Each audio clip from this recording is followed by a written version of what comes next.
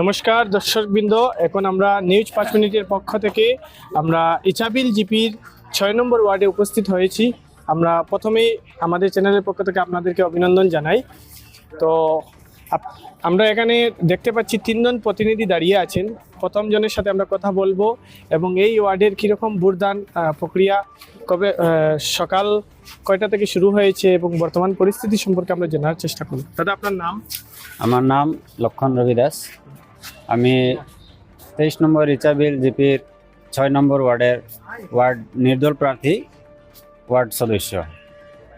আমাদের এখানে শান্তি শৃঙ্খলাভাবে খুব সুন্দরভাবে ভোটিং হয়েছে। এখানে কোনো প্রকারের ঝামেলা হয়নি। আপনি যদি জিতেন তাহলে আপনার কি কি কাজ থাকবে যেটা আপনি সকলের সামনে তুলে ধরবেন? আমি যদি এই ওয়ার্ড থেকে জয়ী হই আমি জনসাধারণের সঙ্গে থাকব। এখন জনসাধারণের যতটুকু কাজ আছে আমি আশা রাখছি যে সবার সঙ্গে আমি শেয়ার করব।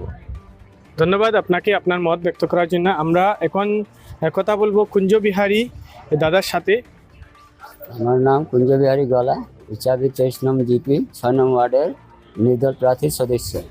এখানে যে আজকের যে ভোটদান সকাল কয়টা থেকে শুরু হয়েছে? 7:30। 7:30। টোটাল ভোটারের সংখ্যা কত? 1294। আর এখন পর্যন্ত মোটামুটি এখন পর্যন্ত ম্যাক্সিমাম 700-750। ঠিক আছে, কি বলবেন ভোটারদের উদ্দেশ্যে এবং সমাজের উদ্দেশ্যে বা আপনাদের ওয়ার্ডের যারা আছেন ওনাদের উদ্দেশ্যে, যদি আপনি বিজয়ী হন? যদি আমি বিজয়ী হই সবার সঙ্গে একত্রিতভাবে মিলে সবাইকে নিয়ে আমি কাজ সবার করব, 5 বছর সবার সঙ্গে থাকব। আমাদের যে মুখ্যমন্ত্রী বলেছিলেন যে পঞ্চায়েত নির্বাচন সেটা যাতে গ্রামের প্রত্যেক মানুষরা ওনারা মন থেকে আর কি প্রার্থী চয়ন করে এবং ওনারা ভোট ওনাদের দেয়, এরকম কি আপনাদের ওয়ার্ডে এরকম কোনো সমস্যা হয়েছে নাকি না, ভোটারদেরকে নিয়ে? না, আপনারা কোনো ধরনের চাপ সৃষ্টি করেছেন নাকি? না, কোনো সমস্যা হয় নাই। আমরা 3 জন প্রতিনিধি, 3 জন একত্রিতভাবে মিলিত হইয়া সকালে আমরা সবাই করছি যে যাতে ভোটটা আমার মতদান সম্পূর্ণভাবে হোক, কোনো গন্ডগোল শৃঙ্খলা না হোক। আমরা কথা বলবো আরেকজন প্রতিনিধি এখানে আছেন, সুজিত নুনিয়া, ওনার সাথে। আমার নাম সুজিত নুনিয়া, ইছাবিল 23 নম্বর ওয়ার্ড, 23 নম্বর 6 নম্বর ওয়ার্ড থেকে আমরা 3 জন প্রার্থী আছি। 3 জন আমি আমার জনসাধারণের যে আছে, জনগণ যে আছে সেই জনসাধারণকে আমরা শান্তি শৃঙ্খলায় ভোটদান এনারা দিয়েছেন। আর যে কোনো বহুত বৃদ্ধ লোক আছে এই লোকগুলাকে আমরা গাড়ি দিয়ে বা বাহন দিয়ে এইগুলাকে অনেক সুন্দরভাবে আমরা ভোট দান করাইছি এখানে। আমরা চাইতেছি যে কোনো মতে কোনো প্রকার ঝামেলা তো হয়নি। আর 2 নম্বর হইলো আপনার যে বহু জনসাধারণের কত কাজগুলো রয়ে গেছে, আমি গ্রামে গ্রামে গিয়ে দেখেছি বহুত নমুনার ধরনের অসুবিধা আছে। আমি চেষ্টা করব আর আমার উপরে যদি এলাকা আমার যদি থাকবে সেই জন্য আমি এই জিনিসটাকে আমি শেষ করার চেষ্টা করব। কিরকম সাপোর্ট দেখতে পাচ্ছেন আপনি লোকের কাছ থেকে? আপনি তো প্রচারে বিজি ছিলেন, হ্যাঁ, আজকের দিনের আগে পর্যন্ত প্রচার হয়েছে। মানে আমার প্রচারে আমি একটা সার্ভে পেয়েছি যে আমার এই যে জনগণ যে আছেন এই জনসাধারণ আমার মোটামুটি সাপোর্ট দিয়েছেন। আশা করছি এই সাপোর্টটা থাকবে।